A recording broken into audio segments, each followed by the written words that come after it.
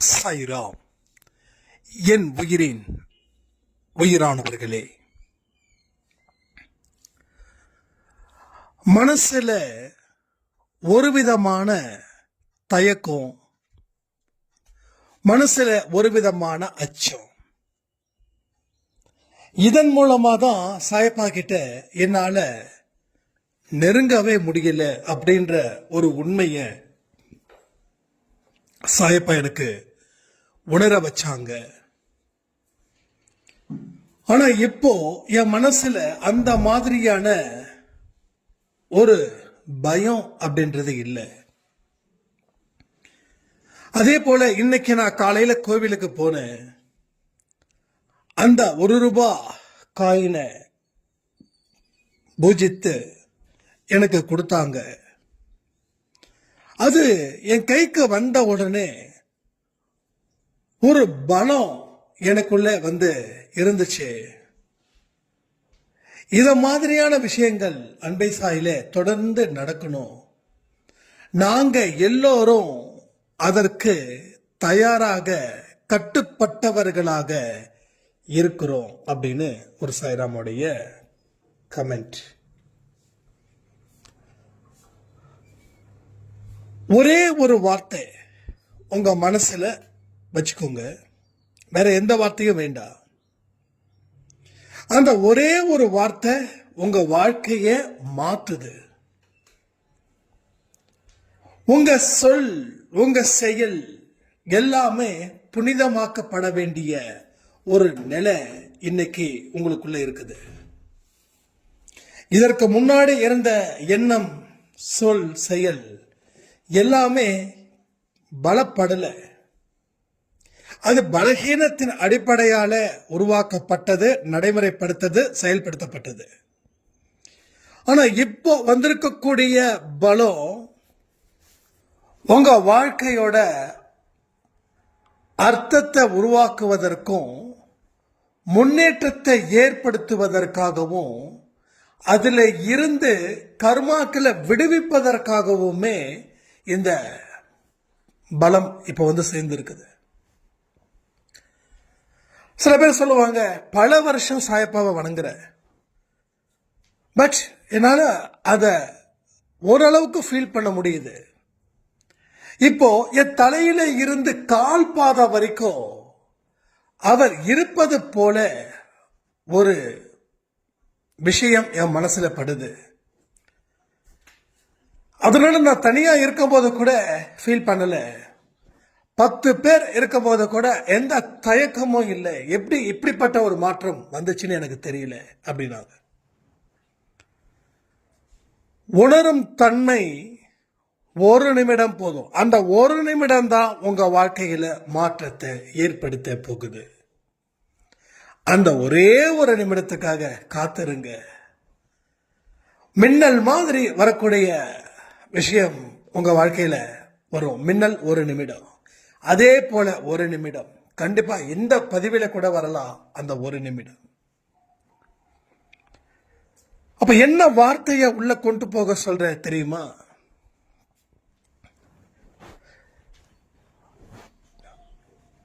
இன்னைக்கு பல பேர் பலவிதமான கஷ்டத்தை அனுபவிச்சுட்டு இருக்காங்க.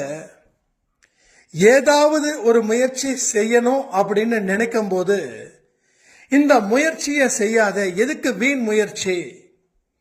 மறுபடியும் தோல்வியில சந்திக்க நீ தயாரா இருக்கியா?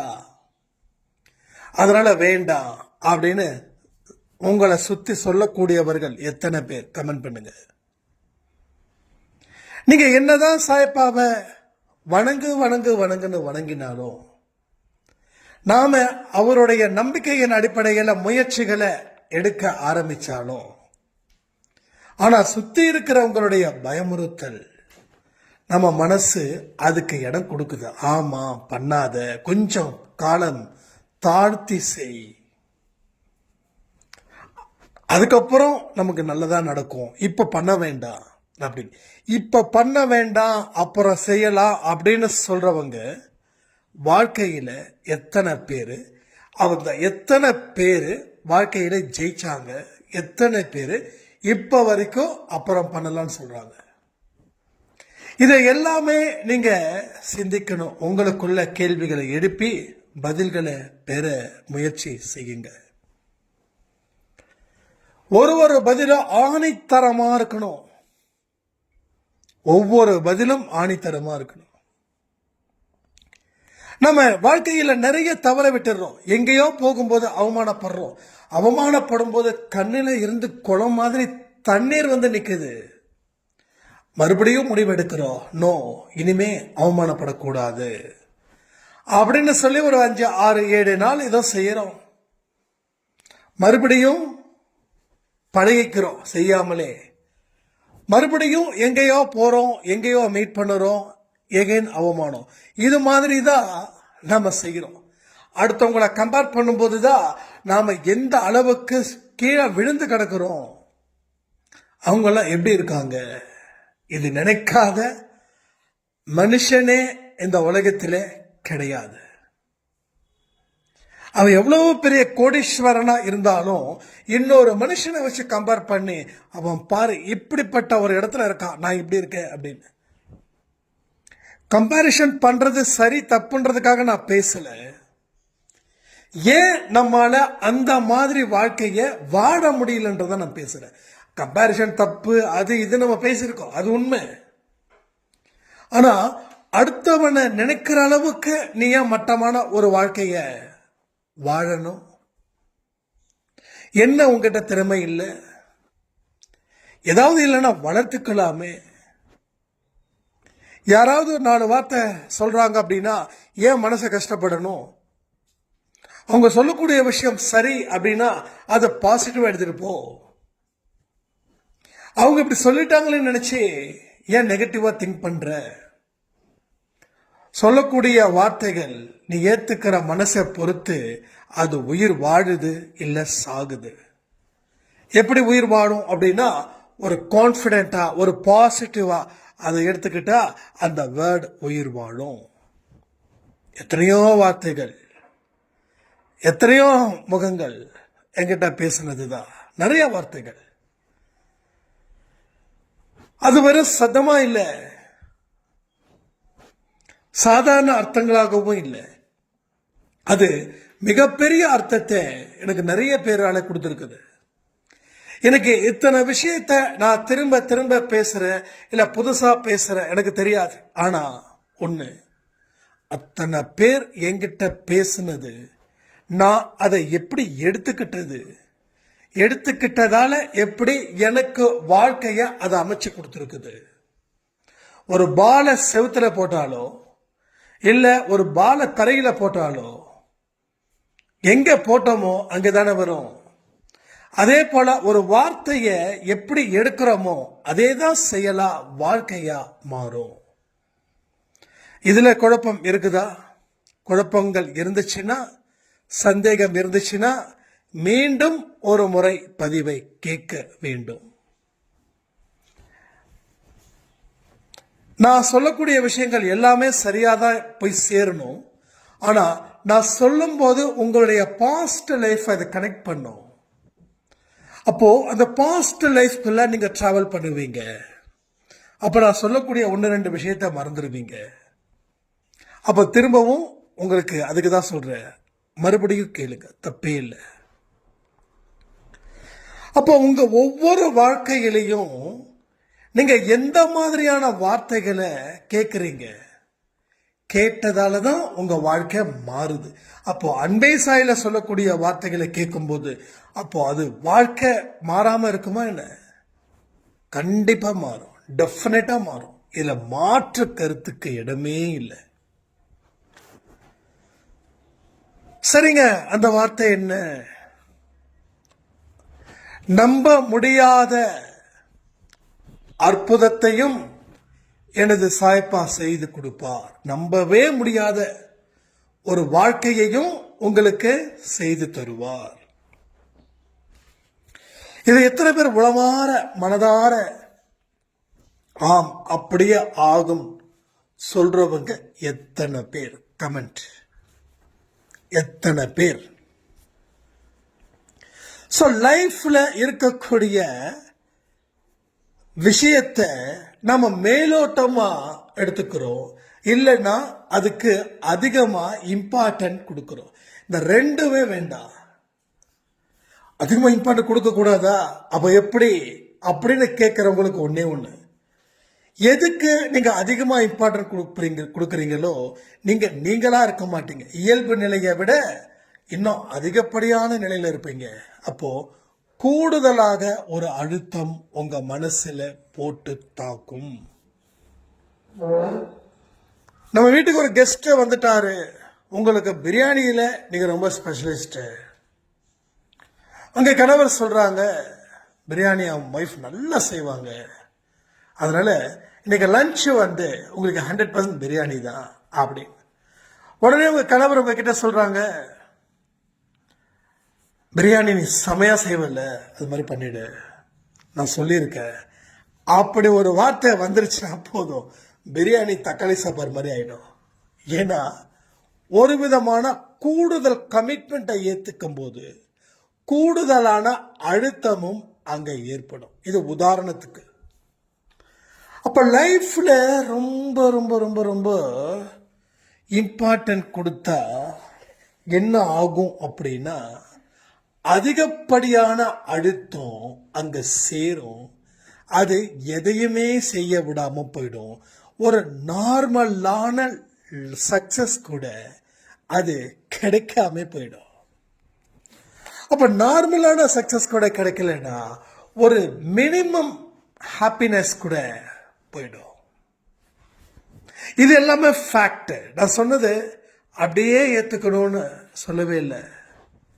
நான் சொல்லக்கூடிய விஷயத்தை ஒவ்வொன்றும் உங்களுடைய லைஃப்ல நீங்க கனெக்ட் பண்ணி பாருங்க, அது 1000 விஷயங்களை சொல்லும். ஏன் இன்னும் அனுபவம் ஜாஸ்தினா 1,00,00,000 விஷயத்தை ஒரே நிமிடத்துல சொல்லிட்டு போயிடும். ஒரே நிமிடத்துல உங்க வாழ்க்கை மாறும். என் வாழ்க்கை மாறி இருக்கு. ஒரே நிமிடம், ஜஸ்ட் ஒன்லி 1 minute. ஒரு நிமிடமும் வாழ்க்கை மாறுது. ஒவ்வொரு இந்த நிமிடத்துல நீ என்ன நினைக்கிற முக்கியம், எதை முடியும்னு நினைக்கிற அது முக்கியம். அப்ப முடியும்னு நினைக்கிறது உனக்கு முக்கியமா இருக்கும்போது, அதை செயல்படும் போது அந்த வேலை உனக்கு ஈஸியா முடிஞ்சிடுது. கடவுள் உனக்கு ஆசீர்வதிக்கிறார். ஒரு முதலாளி, நல்ல முதலாளி, அருமையான முதலாளி, அற்புதமான முதலாளி, நல்ல மனசாட்சி உள்ள முதலாளி, அங்க வந்து தொழிலாளிகள் வேலை பார்க்கறாங்க. தொழிலாளிகள் நல்லபடியா வேலை பார்த்தா அந்த முதலாளி அளவுக்கு அதிகமான சந்தோஷத்தோட உங்களுக்கு கூடுதலாக வருமானத்தை அதிகரிப்பாரு, இல்ல உங்களுக்கு சலுகைகள் வழங்குவாரு, இல்ல உங்களுக்கு ப்ரமோஷன் கொடுப்பாரு, இல்ல ப்ராஃபிட்ல கூட சில ஷேரிங்க உங்களுக்கு கொடுப்பாரு, இல்ல உங்க குழந்தைங்களுக்கு படிப்பு செலவு கூட அவர் கொஞ்சம் கன்ஸ்ட்ரக்ஷன் ஃபீஸ்லயோ இல்ல டோட்டலாவோ கட்டுவார கட்ட மாட்டாரா? அப்போ அந்த தொழிலாளி அந்த முதலாளிக்கு போதிய ஒத்துழைப்பை கொடுக்கணும். என்னோட முதலாளி எதிர்பார்க்கிறது என்ன, அதை என்னால எப்படி கொடுக்க முடியும்?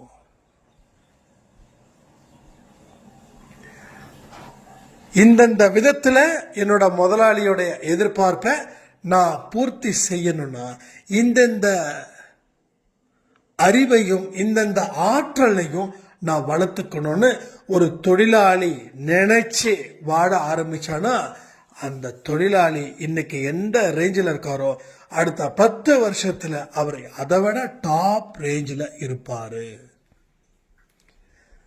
அதே போல இங்க கடவுள் தான் முதலாளி, ஒருவன் முதலாளி, உலகில் மற்றவன் தொழிலாளி. அந்த பாட்டு இருக்குல்ல, அந்த பாட்டோட கருத்தின்படி இங்க யாரு முதலாளி?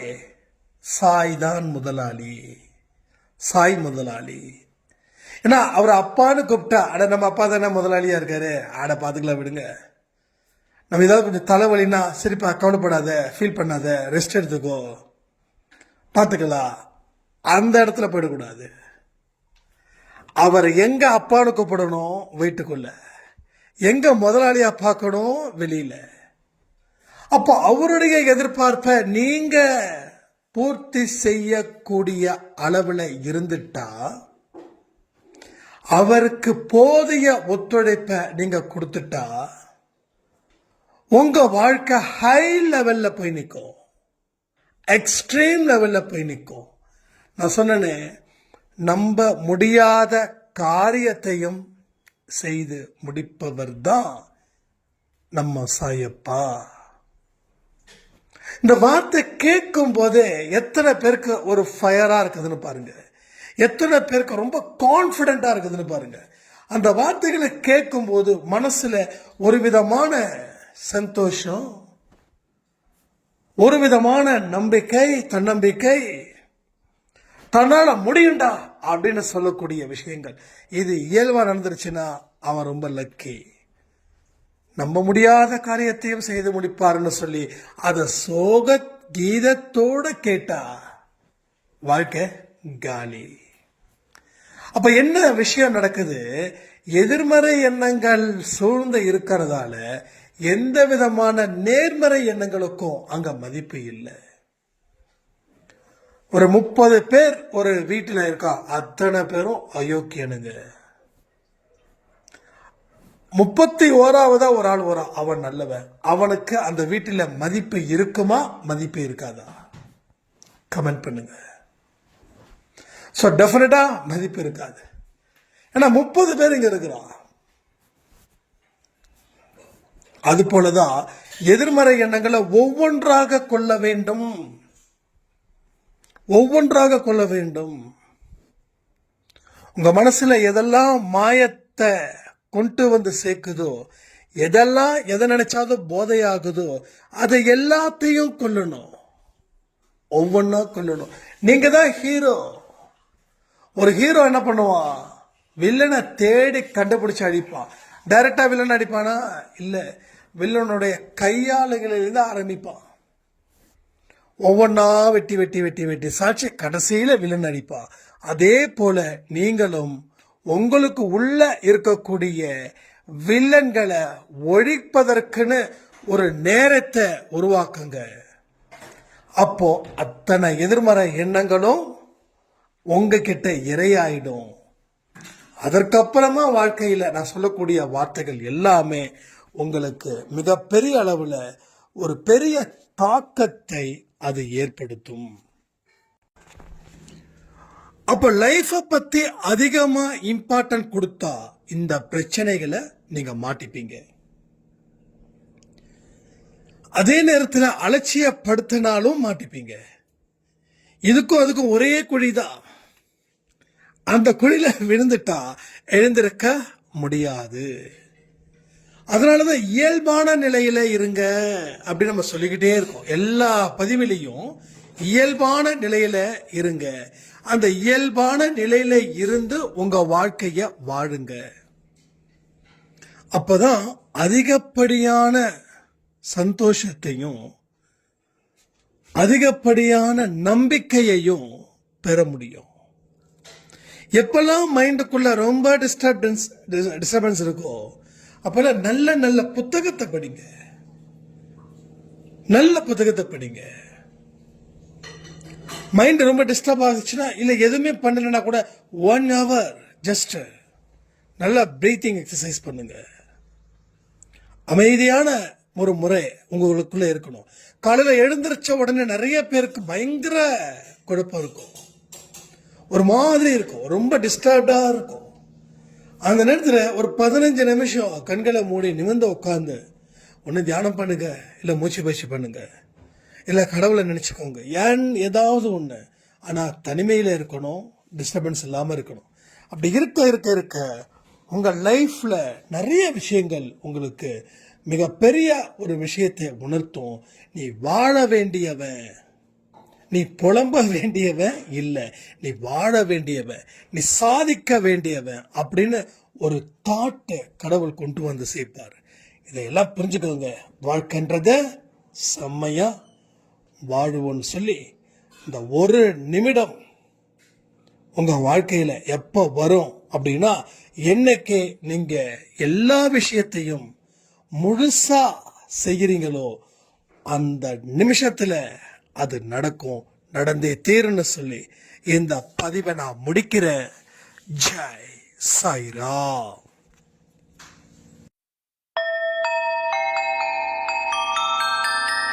ஓம் சாயிரா சாயிரா, ஓம் சாயிரா சாயிரா.